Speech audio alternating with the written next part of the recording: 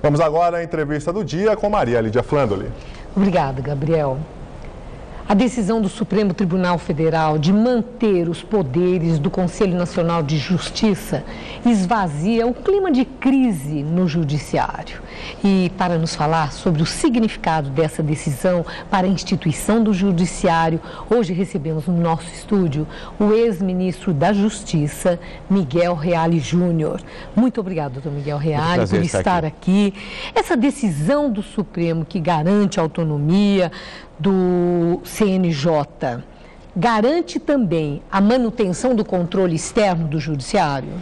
Bom, Maria Lídia, primeiramente não diria que há um controle externo, porque o Conselho Nacional de Justiça, o Conselho não é composto majoritariamente por pessoas de fora do Judiciário. Pelo contrário, são 9 membros que vêm do Judiciário e 6 membros que vêm de fora do Judiciário. Portanto, não se trata de um controle externo. O que se trata, assim, é de quebrar o corporativismo, porque o que se constata na história e de sempre, e o ministro Gilmar Mendes disse, até as pedras sabem que há o corporativismo nos tribunais, especialmente os tribunais estaduais, é a autoproteção de seus membros. Assim, o Conselho, ele estabelece uma via de contato direto com a população, que faz a sua reclamação. O Conselho tem capacidade de fazer uma investigação, independentemente de protecionismos que possam ocorrer nas corregedorias estaduais. Agora, esse placar no Supremo foi apertado, 6-5. Esse placar exibiu que no próprio Supremo existe um forte espírito corporativo?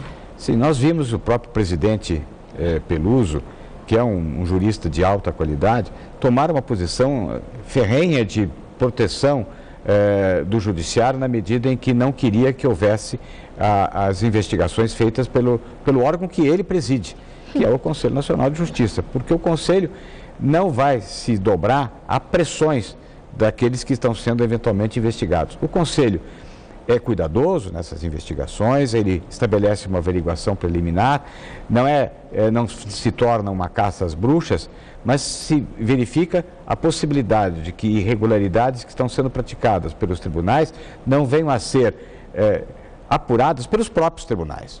Este é o dado essencial que dá garantia ao cidadão de que não haverá abuso de poder, porque haverá sempre a possibilidade de um controle.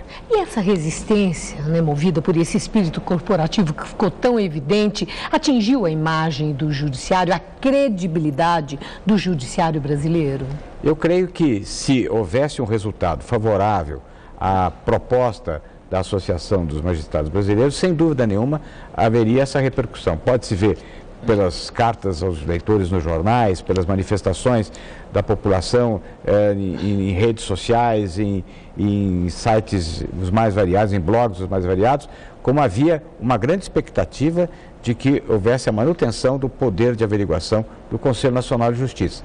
Porque se não houver o Conselho Nacional de Justiça, inclusive processos graves que estão tramitando lá com a apuração do CNJ seriam prejudicados. Portanto, a população ficaria insegura, porque o cidadão, diante do corporativismo, ele fica desarmado.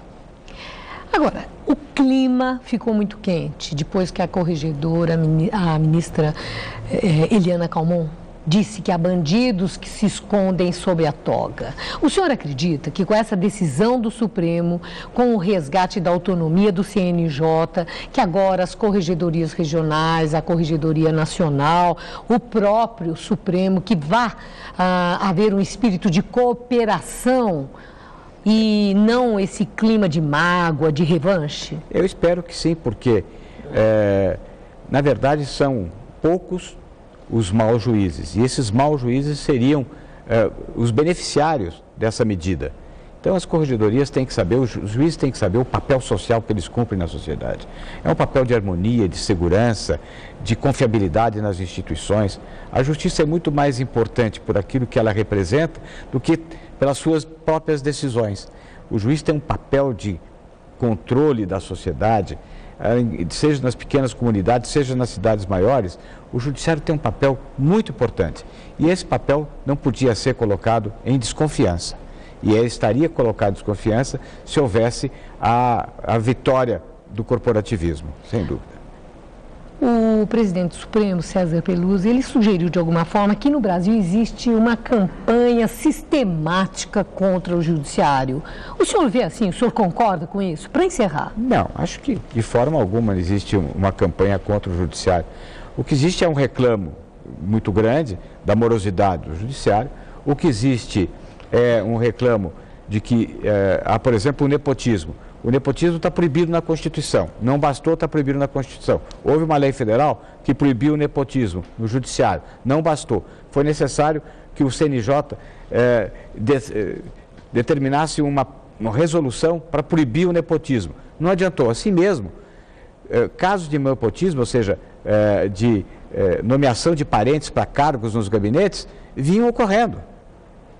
Então, e quem é que ia julgar esses casos de nepotismo quando é um desembargador que nomeia parentes de outro desembargador e esse desembargador nomeia os parentes daquele outro, que é o nepotismo cruzado? Quem é que vai julgar? Os próprios desembargadores? Eles não têm liberdade para fazer isso. Precisa do CNJ para dar garantia de isenção no julgamento de irregularidades funcionais.